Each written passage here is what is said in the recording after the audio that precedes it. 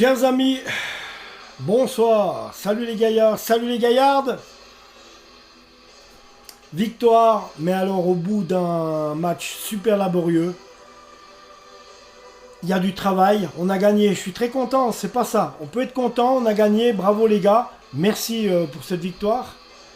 Mais qu'est-ce que ce fut laborieux, il y a du travail en perspective entre une attaque qui est restée stérile où on s'est créé vraiment peu d'occasions. Et si ça avait été une équipe de Super League, je pense qu'avec la défense qui a été aussi perméable que ça ce soir, on aurait pu bêtement ramasser une tarte contre une équipe de Super League, c'est sûr et certain. Autant la défense que l'attaque n'a pas été vraiment bonne au Lausanne Sport. Très peu d'occasions. On s'est créé très peu d'occasions. Brighton Labo a fait parler un peu de lui, mais c'est tout. Olivier Custodio aussi, lui, pareil. Donc Custodio, Labo, Coyle se sont un peu perdus sur le terrain de la Maladière. J'avais déjà un peu cette impression-là contre Stade Lausanne-Ouchy. Et là, il y a un petit problème par rapport au match d'avant. Dernière belle victoire face à Chafouz. Après, il y a eu ce match Tony Truant, 0 partout contre Stade Lausanne-Ouchy. Et ce soir, on gagne. Mais alors, je suis content qu'on ait gagné. On a 3 points. Bravo les gars et merci. Mais il va falloir réfléchir à être plus efficace. Parce qu'on n'était pas efficace du tout ce soir en attaque. Et en défense, on a été un peu une défense qui prenait facilement l'eau. Heureusement que les attaquants de Xamax étaient plutôt du style gauche, où ils ont raté leurs occasions, où ils n'étaient pas à droit, parce que je vous le dis bien, et je repasse une couche, ça aurait pu être dangereux contre une équipe de Super League. Ça pourrait être dangereux contre Yverdon Sport aussi, contre Haro. Contre Haro, on s'est montré nettement plus offensif, autant en attaque qu'en défense. On était vraiment plus présent, on avait beaucoup plus d'occasions créées, on était beaucoup plus présent dans la surface de réparation adverse. Autant ce soir, on s'est vraiment créé très peu d'occasions et on a été mauvais. On a gagné, mais on a mal joué. Donc on a gagné, tant mieux, le principal est acquis, mais on a mal joué et ça j'encourage Ludo, autant en défense qu'en attaque, enfin dans le jeu, à plus d'adresse déjà, hein, à plus de rapidité d'exécution peut-être. Bon, le cul sur mon fauteuil, c'est facile à dire, je sais, mais à plus d'adresse, à plus de vitesse d'exécution et beaucoup plus de verticalité pour pouvoir s'offrir des espaces pour ressortir le ballon et pouvoir repartir en contre-attaque. L'efficacité est en manquement. Donc, tout court, l'efficacité est en manquement.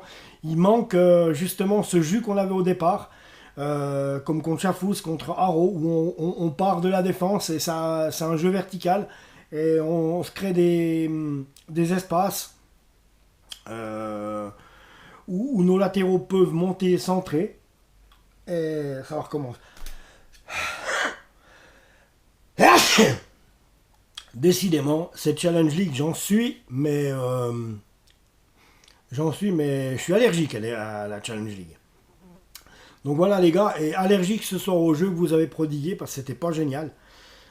Faut vraiment maintenant, dès lundi, reprendre le taureau par les cornes et puis essayer de réfléchir sur ce qui va pas, autant en défense qu'en attaque, parce que je vous le dis bien, c'était vraiment laborieux. Et malheureusement, contre une équipe de Super League, on se serait fait démonter. Donc voilà les gars, bon, victoire quand même. Voilà, on va regarder le détail, si vous permettez. Donc voilà, donc 1-0 pour Lausanne. Un but à la 44e minute sur un penalty de Tricoil. Alors même pas un but dans le jeu, c'est ça qui est inquiétant. On ne s'est pas créé une occasion, on n'a pas été capable de créer une occasion pour aller marquer dans le jeu un but. Il nous a fallu une main pour que Tricoil marque sur penalty. Donc il y a un sérieux problème et dès lundi, je vous invite vraiment à vous repencher sur ce problème d'efficacité, de rapidité d'exécution et puis de jeu vers l'avant.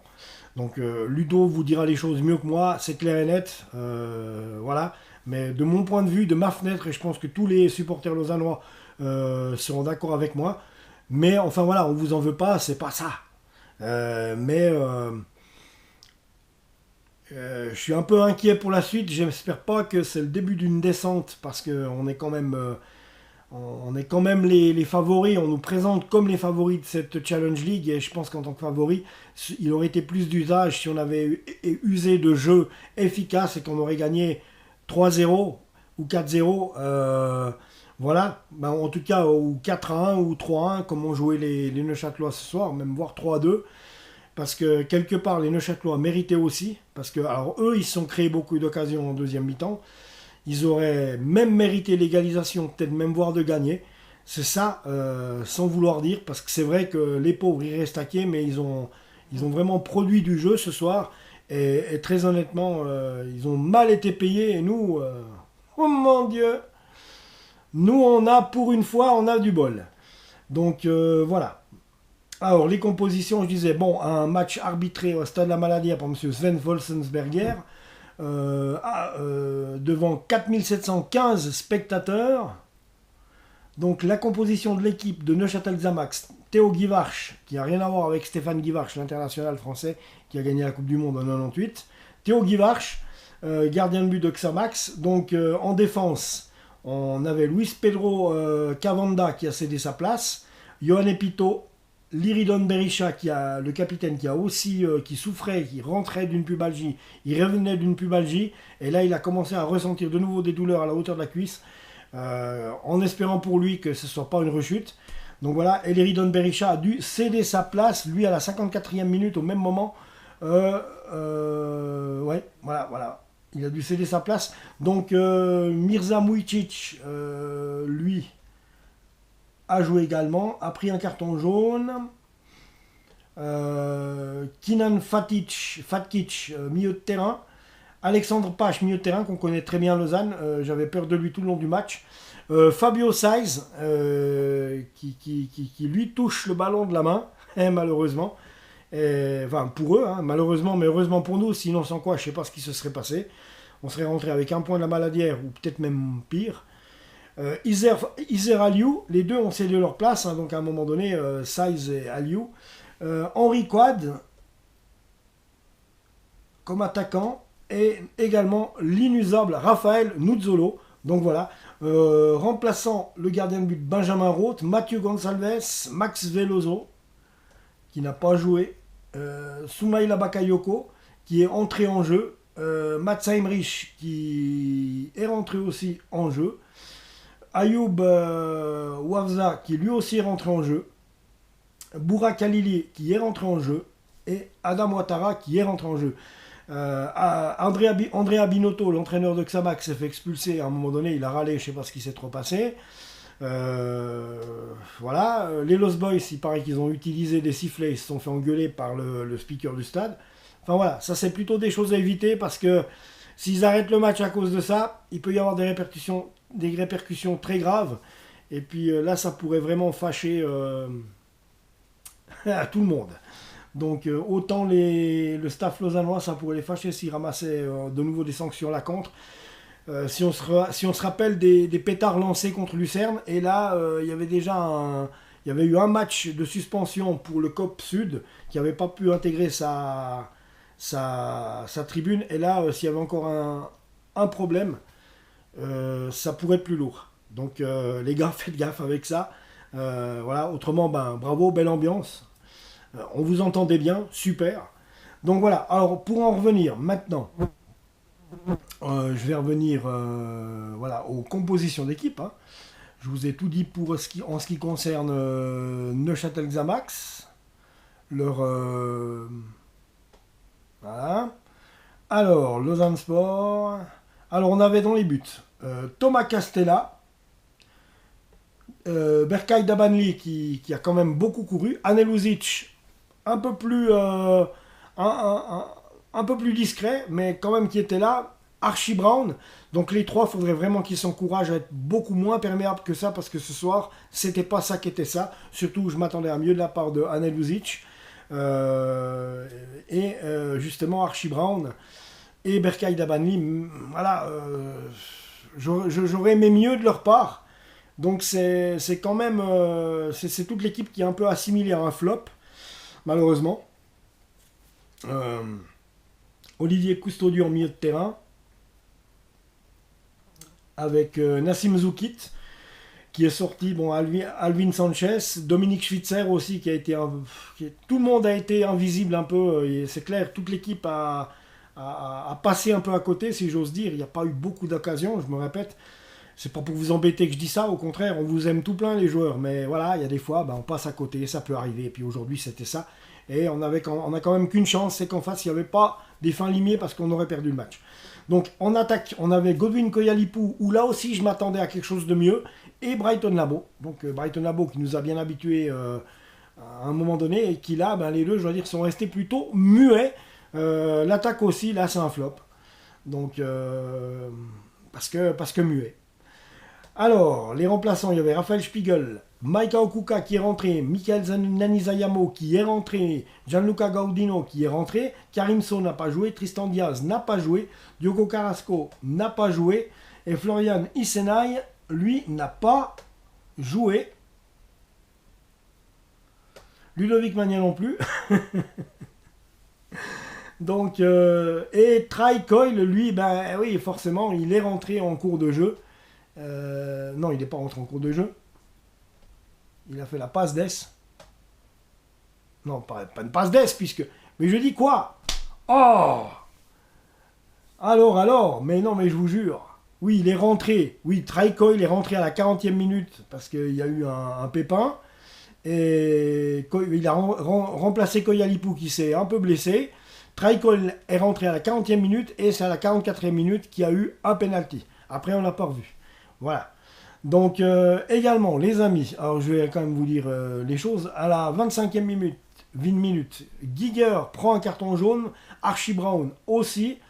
Côté Neuchâtelois, c'est Pache à la 34e et Mujsic à la 31e qui prennent aussi un carton jaune, pour ce qui est des avertissements. Coyle. Alors, Try Coyle.